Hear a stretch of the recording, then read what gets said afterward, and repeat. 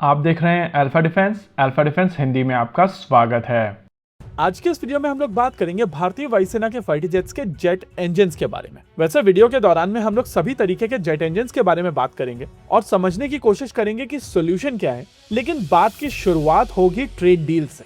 देखिए, अगर आप पिछले कुछ समय से चीजों को एनालाइज करेंगे तो डोनाल्ड ट्रंप की तरफ से कोशिश की जा रही है कि वर्ल्ड की हर एक इकोनॉमी उनकी इकोनॉमी में इन्वेस्ट करे और वहां पर जॉब्स बढ़े। इस प्रोसेस में उन्होंने टैरिफ लगाए हैं, देशों के साथ में ट्रेड वॉर पर गए हैं, जिससे कई जगहों पर उनको भी नुकसान हुआ है। लेकिन आदमी इस चीज को लेकर रिलेंटलेस है और इस पॉइंट ऑफ टाइम पर हम सभी को ये चीज समझनी पड़ेगी कि आने वाले कुछ समय में भी चीजें आसान नहीं रहने वाली। ऐसा नहीं है कि ये चीजें पहली बार हो रही हैं। यूएस की तरफ से हमेशा देशों के साथ में ये चीज की जाती थी। यूरोप के साथ भी ये चीजें हुई हैं, साउथ कोरिया, जापान और भारत जैसे देश के साथ में भी ये चीज पहले हुई है। हालांकि तब देशों की तरफ से चीजों को बेहतर करने के लिए यूएस के साथ में कुछ डिफेंस डील्स कर ली जाती थी और समहाउ ट्रेड बैलेंस को मेंटेन करने की कोशिश की जाती थी। हालांकि पिछले कुछ समय से कंट्रीज के ऊपर प्रेशर बहुत ज्यादा है और स्पेसिफिकली यूएस के ऊपर यह प्रेशर और ज्यादा है। यही कारण है कि वो नेगोशिएशन गिव एंड टेक से काफी हद तक टेक तक पहुंच चुकी है। अब ट्रेड बैलेंस के साथ में डिफेंस डील्स काफी समय से जुड़ी रही हैं और भारत और यूएस के बीच में ये ट्रांजैक्शंस काफी समय से चल रही हैं। इस चीज का सीधे सीधे इम्पैक्ट आप भारत के सभी फ्यूचर प्रोग्राम्स के ऊपर देख सकते हैं। और जब स्पेसिफिकली फाइटर जेट्स की बात की जाती है तो लगभग सभी इंडिजिनस फाइटर जेट काफी हद तक अमेरिकन इंजन्स के ऊपर बेस्ड है।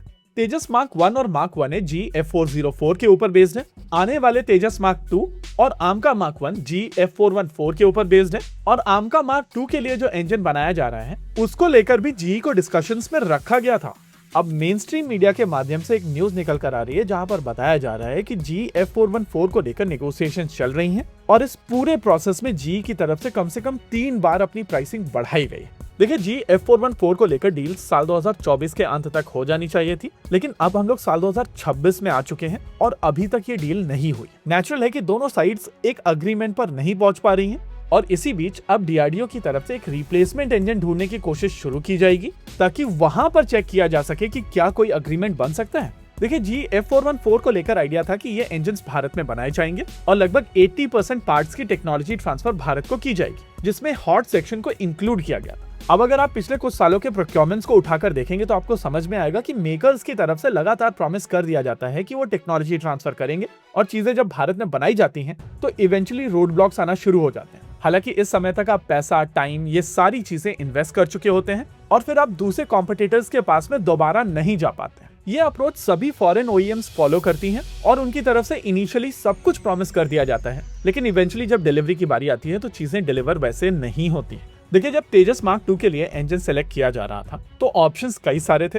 भारत को रोल्स रॉयस की तरफ से EJ2XO ऑफर किया गया था जो EJ200 के ऊपर बेस्ड इंजन था। करंट EJ200 का मैक्सिमम थ्रस्ट 90 किलो न्यूटन का है, लेकिन जो EJ3XO ऑफर किया जा रहा था उसका स्टेज 1 इंजन लगभग 103 किलो न्यूटन का मैक्सिमम थ्रस्ट जनरेट करता। इसके अलावा साफरान की तरफ से भी एक इंजन ऑफर किया गया था जो उनके रफाल में यूज होने वाले M88 इंजन के ऊपर बेस्ड इंजन था। करंट इंजन 73 किलो न्यूटन का मैक्सिमम थ्रस्ट जनरेट करता है और इसी इंजन के बेसिस पर M88-3 और M88-4 ऑफर किए गए थे। M88-3 को लेकर आइडिया था कि लगभग 80 किलो न्यूटन से 93 किलो न्यूटन तक का मैक्सिमम थ्रस्ट जनरेट करेगा और इसको तेजस मार्क 1 के ऊपर यूज किया जा सकेगा। वहीं पर M88-4 को लेकर आइडिया था कि 95 किलो न्यूटन से 105 किलो न्यूटन तक का मैक्सिमम थ्रस्ट जनरेट कर पाएगा और इसको तेजस मार्क 2 के लिए ऑफर किया गया था। लेकिन हम सभी को यहाँ पर एक चीज समझनी पड़ेगी कि इन दोनों में से कोई भी इंजन बनकर तैयार नहीं है और आज भी ये इंजन केवल कॉन्सेप्ट।